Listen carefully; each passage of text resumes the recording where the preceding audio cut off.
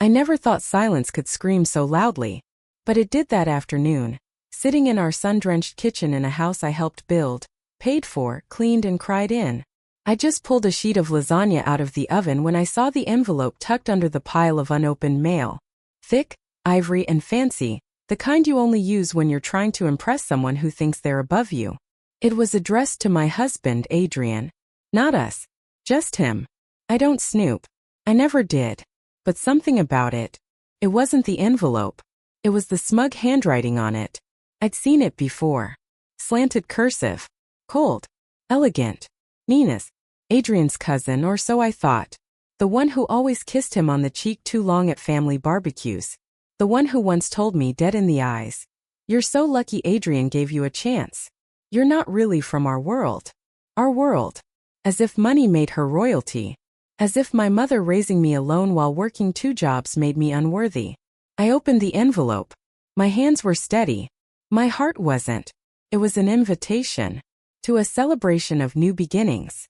No venue listed on the front, just a gold seal and a line that read, "For our most intimate circle, Saturday, 7 p.m. I turned it over. My stomach dropped. Hosted by Nina Whitmore and Adrian King. My husband. My Nina. It wasn't a birthday. It wasn't a business thing. It wasn't family. I know because the final line read, "Please join us as we make it official." I couldn't breathe. I stared at that envelope until the lasagna cooled. Until the sun shifted. Until the smell of burnt cheese snapped me back to life. Adrian came home like nothing was wrong. He kissed my cheek. Commented on the scent in the air. Made a joke about how I always forget the timer. I watched him eat that lasagna with his mouth full of praise and his eyes full of lies. The rest of the week blurred. I didn't confront him. I didn't cry. I didn't scream. I did what any nobody wife from the wrong side of town would do. I paid attention. I tracked his calls, his late meetings, the suddenly frequent dinners with clients that he dressed a little too sharp for. He never locked his phone. Adrian thought I was harmless. Sweet. Oblivious. A background prop in the theater of his high-rise life. On Friday I found the venue. A converted art gallery in the old part of town, the kind that tried too hard to look effortless. I made a call. Posed as Nina's assistant. Said I needed to confirm dietary restrictions. They gave me everything. Guest list. Catering choices. Even a link to the seating chart.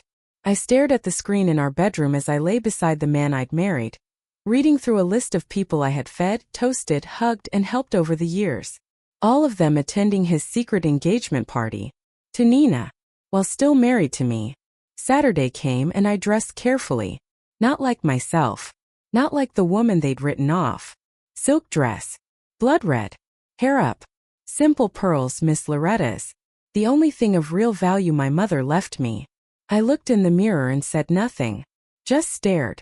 I arrived at the venue 30 minutes early. I wasn't invited, but I didn't need to be. I knew the back exits. I knew the rhythm of their world. I knew how to blend in when no one thinks you matter. I slipped in with the caterers. One woman, Maria, recognized me. She used to clean my home when I first married Adrian. I held her gaze for a moment, and she gave a slight nod. She knew. From the hallway I heard laughter. Nina's voice. Loud, entitled, echoing off the white walls like a hymn to herself. I peeked through the velvet curtain and saw them. Adrian in a gray suit with his tie loosened like he was already home, and Nina wrapped around his arm like she was born there. The room applauded when someone announced their names. And that's when I saw it, her hand resting on his chest, wearing a ring that looked awfully familiar. Not just similar. Mine. The ring Adrian had removed from my finger months ago during a petty argument, claiming we needed to reset things, to start fresh. That night I'd gone to sleep without it. I never saw it again. Until now. On her. I didn't cause a scene. That's not how I operate. Not anymore. I simply turned, walked out into the night, and made a single phone call. To a woman named Dana. Divorce attorney. The kind who smiles like a shark and wins like one too. I'm ready, I said. She didn't ask questions.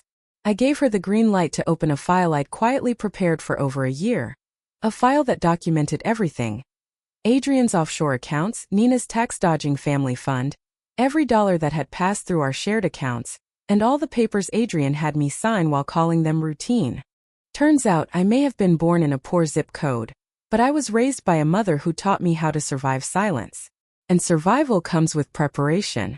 Now I was done surviving. It was time to reclaim. And I would do it not with fire, but with the kind of quiet precision they never saw coming. The morning after the engagement party I wasn't invited to. I woke up with the kind of clarity that makes you dangerous. No crying. No confusion. No wondering why. I already knew why. Because I made it easy for them to forget me. I blended in. I made myself small. I thought love was about sacrifice, about letting someone else shine while you dimmed yourself to support them. That was my first mistake. Adrian didn't just forget me. He erased me. And Nina? Nina never saw me. I was just the wall she leaned on until she was ready to walk over it. Dana, my attorney, worked fast. She'd been waiting for this call. We'd had coffee once, 2 years ago. I had asked her casual questions about prenups, asset tracing, and marital loopholes while pretending it was for a friend. She smiled the whole time. Turns out Adrian had made one critical error. His arrogance. He thought putting everything under his name made him powerful. What he didn't realize was that I had quietly signed nothing I didn't first photocopy and file under lock and key. The shell companies he used to hide his bonuses? I'd found them. The property gifts to Nina's LLC? They traced back to my joint trust. And all of it was still legally ours. Until the divorce finalized. Which meant I had leverage. Dana's words, not mine. But they tasted good. I didn't leave the house right away. No, está ya. Because legally I had every right to. I cooked meals. Cleaned only my side of the bedroom. Didn't ask where Adrian went at night. I stopped pretending to care. And that drove him crazy. Are you okay? He asked one night, noticing my silence. I looked at him and smiled gently. Never better. He blinked like he couldn't place me. Like I'd suddenly grown a second face. He didn't know I'd hired a forensic accountant. Or that I had quietly begun liquidating certain holdings into separate trust accounts under my maiden name. Every dinner we ate together that month, I was a ghost sitting across from him. Watching him lie, watching him spin deeper into this new fantasy with Nina. She had moved in with him already. I knew. She parked her silver coupe a block away like that would hide anything. She was playing house in my house. But I wasn't going to fight her for scraps. I wasn't interested in winning back Adrian. I was planning something else. Something they'd never expect. One afternoon I visited a boutique I used to love, before Adrian told me it was too expensive for what it is. I walked in wearing jeans and a hoodie. No makeup. The clerk smiled at me politely, ready to usher me toward the clearance section. Then I asked for the manager. She came out confused until I introduced myself. I'm looking to acquire controlling interest in your company. Quietly. Full buyout or a shared executive seat. I'm flexible. I know you're struggling with rent increases. Her jaw dropped. I'd done my homework. Turns out the boutique was in default on their lease. I bought it within the week. And then I made the former owner an offer to stay on and run it without the stress under my terms. She cried. I smiled. It wasn't revenge. It was alignment.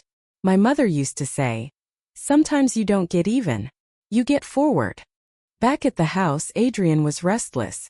He'd started leaving brochures on the kitchen island, condos in Miami, houses by Lake Tahoe, talking like we'd get away together soon, like we could fix something. You ever think about a fresh start? He asked, watching me over his glass of whiskey. I tilted my head. You already did. Didn't you? He paused. Didn't answer. He didn't know I'd already filed. That the papers were being served that Friday at his office, in front of his entire board. Thursday night I set the table. Not for him. For me. I made dinner. Steak, garlic mashed potatoes, asparagus, and red wine. I plated one dish. Sat alone. Ate in silence. Adrian walked in late, loosened his tie, and glanced at the untouched second plate. No dinner for me? He asked, chuckling. I looked up. There's nothing left for you here. He froze. What's that supposed to mean? I leaned back in my chair. You'll know by tomorrow morning. He scoffed and walked away. It was the last night we ever shared a roof. Friday morning the explosion happened. I didn't go to his office. I didn't have to. Dana did. She served the papers right in the middle of a quarterly meeting. Adrian surrounded by shareholders and junior execs trying to climb his ladder. His assistant told me later his hands shook. He called me 37 times that day. I answered none. Later that week, Nina showed up at our front door. Bold. Beautiful. Plastic as ever. I opened it. Said nothing. She had the nerve to smile. Hey, is Adrian here? I stared at her for a full 3 seconds before saying, you should probably ask your fiancé. She blinked. What? Because as of 9 a.m. this morning, I'm not his wife anymore. I'm his biggest legal problem. Then I handed her a manila envelope and shut the door. Inside, copies of the joint assets she'd spent on. Her name listed in the lawsuit. The ring, still legally mine. She screamed in the driveway. I made a cup of tea and turned on jazz. Let her scream. Because sometimes silence isn't weakness. Sometimes it's strategy. And my voice was coming next. You don't stay married to a man like Adrian King for nearly a decade without learning how to read between his silences. And you don't sit through dinners with women like Nina Whitmore, smiling through insults dressed as compliments, without learning how to watch instead of react. They thought I was just the wife. The woman who made the calls to his mother when he forgot birthdays. The one who sent thank you cards on his behalf. The one who clapped at the office galas while he took credit for my ideas. The one who wore simple clothes, simple jewelry, and a smile stretched so tight it made my face ache. But I wasn't simple. I was careful. And careful women survive. After the papers were served, Adrian went quiet. Too quiet. I knew that meant he was planning. The man wasn't used to being blindsided, let alone in a conference room full of people who had once worshipped the ground he walked on. I imagined the way his voice must have cracked when he tried to explain why his own wife had filed for divorce with attached evidence of marital fraud. And Nina? She was radioactive now. No one in their circle wanted to be seen siding with a woman whose relationship started as a whisper and ended as a liability. They started crumbling the moment I stepped out of their narrative. But I wasn't done. Not yet. Remember those offshore accounts? Adrian had one in the Caymans and another in Belize. He thought he was clever funneling bonuses and undeclared commissions through dummy corporations. But here's the thing. Clever is not the same as careful. He used the same alias for both. Kingston 7. An old gamer tag from college. One he used when we were still dating. I remembered it because he once etched it on a keychain he gave me. Dana's forensic team found it in 2 hours. I didn't want the money. I wanted the leverage. By the time Adrian's lawyer tried to claim incomplete disclosures, Dana slid over a folder thick enough to make his hands tremble. Adrian settled. Fast. I got the house. 3 vehicles. The downtown apartment he used to host clients. The boutique business I bought. It would now operate rent-free in one of the buildings his company used to own. But the best part? The prenup had a morality clause. And Nina, bless her over Botox smile, triggered it the second Adrian transferred joint funds to buy her that designer engagement ring. They owed me double the original settlement. I took a week to breathe. Not because I was tired, but because I knew peace shouldn't feel foreign. I sat on the patio one morning barefoot, drinking coffee out of a chipped mug I'd never been allowed to keep in our old kitchen. Adrian always insisted everything match. Aesthetic over authenticity. I stared at the sunrise and thought about my mother. She died 2 years into our marriage. Cancer. Quick and cruel. She never liked Adrian. He talks like someone playing a part, she once said. I ignored her. Now I understood. Adrian wasn't in love with me. He was in love with how I made him look. He loved my silence, not my soul. 2 weeks later, I got a message from a woman named Skylar. She used to work in Adrian's firm as a junior analyst. We met once at a company Christmas party, and I remembered her as the only one who looked me in the eye. She wrote, I know you don't know me, but I saw what you did, and I want to say thank you. For leaving him. For holding him accountable. We used to joke around here that no one could ever touch Adrian King. You did. And now women like me finally feel like we can speak up too. I cried when I read that. Not because I was sad. Because I realized something I hadn't expected. I was finally being seen. I took those settlement funds and did something they never saw coming. I created a fund. Small at first. quiet, designed to help women get out of homes where they were being dismissed, diminished, or endangered. No interviews. No grand announcements. I didn't want attention. I wanted impact. I partnered with legal teams, real estate agents, and therapists. Hired staff who understood what it felt like to smile through pain and still be called too emotional. They called it the Whisper Project, named after how women like me get erased, quietly, politely, one expectation at a time. One afternoon, I walked past the very gallery where Adrian and Nina had held their celebration of new beginnings. It was closed. A for-lease sign hung crooked in the window. Rumor had it the event had been their financial tipping point. Nina's family had pulled out of their support. Adrian's reputation tanked so hard even his friends stopped returning his calls. I stood across the street sipping iced tea, watching as a couple walked by and said, "Didn't that used to be where that scandal happened?" I smiled. They didn't even remember their names. The shadows were long now. Not just the ones outside, but the ones inside me. They weren't scary anymore. They were reminders. Reminders that I once let someone reduce me to an accessory. That I let someone else's dreams outweigh my own voice. But not anymore. Now, my voice was the foundation of something much bigger. And I hadn't even started yet. Strange what power feels like. It's not loud. It doesn't come with applause or headlines. It doesn't strut. It doesn't scream. It walks slowly. It looks you dead in the eye. And it never needs to explain itself. I didn't disappear. That's what Nina expected. That I'd vanish like a stain they'd finally scrubbed off their perfect little life. I could practically hear her voice in my head, the way she'd probably say it to her friends over overpriced cocktails. She was never built for our world. But the truth was, I built their world. I just stopped doing it for free. The Whisper Project grew faster than I expected. A few posts, quiet referrals, word of mouth, and suddenly I was getting emails from women in all corners of the country. Some were just like me, wives who had been slowly erased by men who made success look like a prison. Others were daughters, girlfriends, fiancées, or even mothers. Desperate for a way out that didn't make them feel like they were abandoning themselves. I didn't save them. I gave them keys. Keys to safety. To clarity. To dignity. And that was more powerful than anything Adrian or Nina had ever held. Meanwhile, Adrian tried damage control. He launched a press statement, some hollow, soulless apology about personal missteps. Said he was committed to rebuilding trust within his community. Nobody bought it. Especially not when court documents leaked showing how he'd funneled money from joint accounts and used marital assets to cover Nina's boutique launch. The same boutique that folded 3 months in. Apparently Nina wasn't ready for the business world. But she was absolutely ready to play the victim. She posted a tearful video on social media. Heavy filters. Lip gloss. Sad violin music playing in the background. I thought I found love. I was blindsided. People are so cruel. I watched it once. Not because I cared, but because I wanted to see how good she was at pretending. She'd learned from the best. I scrolled through the comments. Most people weren't buying it. One person wrote, "Didn't you steal your cousin's husband?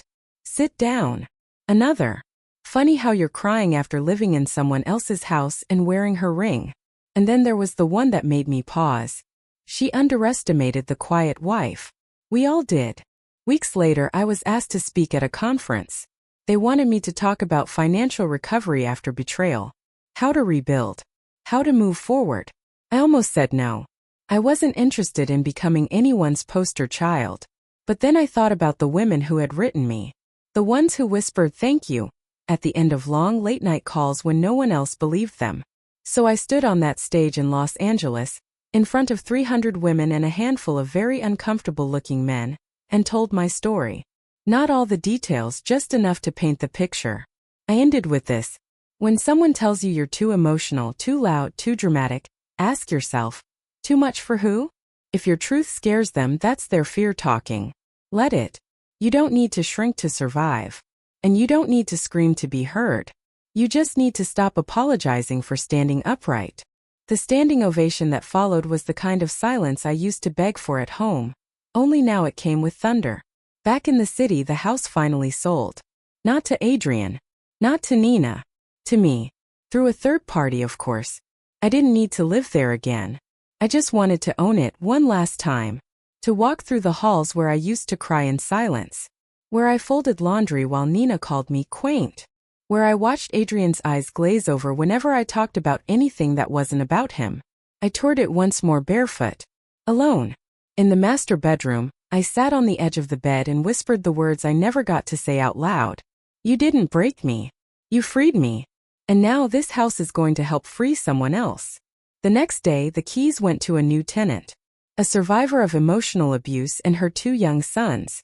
Rent-free. 6 months. Meanwhile, Adrian's life cracked. His firm pushed him out quietly. No press. No thanks. Just an email with effective immediately in the subject line. Nina left him 2 weeks later. Took the rest of his name and what was left of his pride. I heard through someone that she's living with a hedge fund guy now. Probably smiling just as wide. Probably planning her next target. Let her. Adrian called me again. I almost didn't pick up. But something told me to.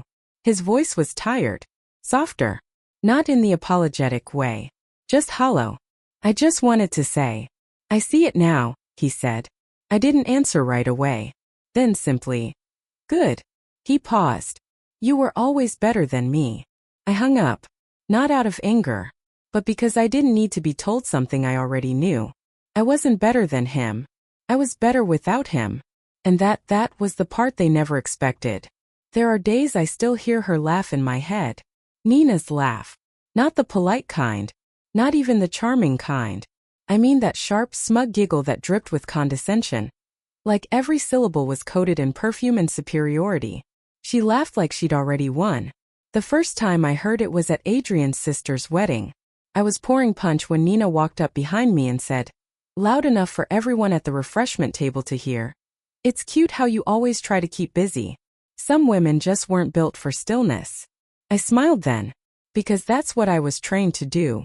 Smile. Nod. Keep the peace. But that night I went home and cried in the guest bathroom, the one furthest from our bedroom.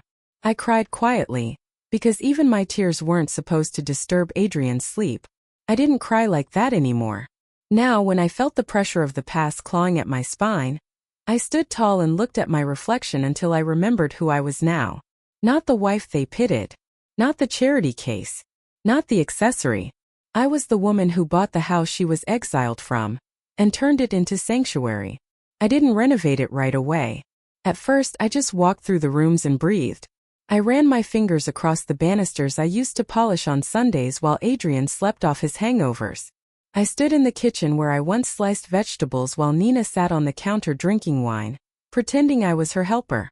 And I walked slowly down the hallway where, on one gray afternoon, Adrian had told me he didn't know who he was anymore.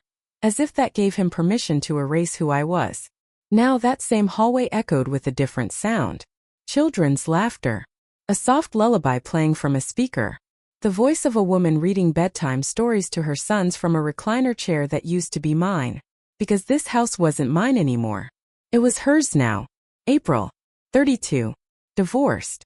Escaped an emotionally manipulative marriage where she was told daily that she was lucky anyone married her. She wasn't just a tenant. She was a reflection. She didn't know who I was when she first moved in. I never told her. I didn't need her gratitude. I just needed her to feel safe. The first night, I watched from across the street as she and her boys ran up the driveway. They didn't know the history. They didn't know the way that house used to swallow me whole. They only knew joy. And that made it holy ground. Meanwhile, I kept building. Whisper Project had spread further than I expected. Women from other cities, Austin, Chicago, Charlotte, reached out, asking how they could start chapters. I hired a team. Not polished executives with perfect teeth and LinkedIn buzzwords. I hired survivors. Fighters. The kind of women who knew how to spot danger in a tone of voice. Who knew how to translate silence into warning signs. We created guides. Workshops. Anonymous hotlines. Financial templates. Exit plans. We called it the quiet exit. Because not every woman gets the luxury of screaming on the way out. Some just need a door, a plan, and a reason. Adrian sent me a letter. Typed. No return address. Just a plain envelope slipped under the gate of my new townhouse overlooking the city skyline. It read, "I don't expect forgiveness. I just want you to know I'm sorry. You didn't deserve what I did. What I allowed. Nina is gone. The business is gone. The friends are gone. You were the only real thing in my life and I treated you like background noise. I see it now. If nothing else, thank you for showing me what dignity looks like. Iwishi de notisa suone. I read it once. Folded it. Then I lit a candle and used the flame to burn the edges, watching it curl and disappear in the ashtray on my balcony. That letter wasn't for me. It was for him. And I didn't owe him anything anymore. One day I ran into Nina. At a cafe near the pier. She looked thinner, frielier, still polished, but with the kind of weariness that no concealer could hide. She saw me first. I felt it before I even turned around. When our eyes met, she froze. She was holding a coffee, a phone in her other hand. She opened her mouth, probably to make some comment, some dig. But nothing came out. I didn't gloat. I didn't even smirk. I just nodded and kept walking, because some revenge doesn't need words. Sometimes the silence is the revenge. April texted me the next morning. Hey, just wanted to say thank you again. I made a little garden in the back. The boys helped. It's already blooming. Funny how fast things can grow when they're given room. I stared at the message for a while. Then I replied. It's not the house that changed. It's the woman inside it. She wrote back a heart. I wrote nothing else. Because this wasn't about me anymore. It was about the legacy. The house Nina laughed me out of was now a haven. A place of beginnings. And the next time someone asked about it, it wouldn't be described as Adrian's old house. It would be remembered as the place a woman once walked away from, so another woman could walk into something better. There was a time when I thought silence was the sound of surrender. When I believed that not responding, not defending myself, not screaming back meant weakness. But now I know the truth. My silence was strategy. It wasn't retreat, it was preparation. Because when you've been overlooked long enough, people stop watching you. And that's when the real work begins. A year passed. Quietly. Softly. With purpose. The Whisper Project became more than a network. It became a force. Not loud or flashy, just steady. Relentless. Like waves against stone. One by one we helped women walk out of the shadows. Some with kids. Some with scars. Some just with empty suitcases and the courage to fill them again. I wasn't anyone's savior. I was just proof that rebuilding was possible. And the greatest gift I gave them wasn't housing or lawyers or financial plans. It was dignity. Something I had to reclaim piece by piece. Adrian moved out of the city. I heard through someone that he was working as a consultant. Low-level stuff. Word had gotten around about the divorce, the lawsuit, the settlement. His name wasn't worth what it used to be. He never married Nina. Of course he didn't. She vanished the moment the spotlight faded. Like smoke. Like she was never really there to begin with. And honestly, that part doesn't matter anymore. Because I stopped watching the rearview mirror a long time ago. One evening, I sat on my new patio with a woman named Darla. She was one of the first to reach out after hearing me speak in Los Angeles. A mother of two who'd spent 10 years in a marriage where her voice had been silenced under the weight of keeping the peace. She was shaking the first time we met. Now she sat across from me, legs crossed, notebook in hand, talking about opening her own wellness center. I still feel scared sometimes, she said. I nodded. That's okay. You don't have to be fearless. You just have to be louder than your fear. She looked at me with tears in her eyes. You don't know what you did for me. I smiled gently.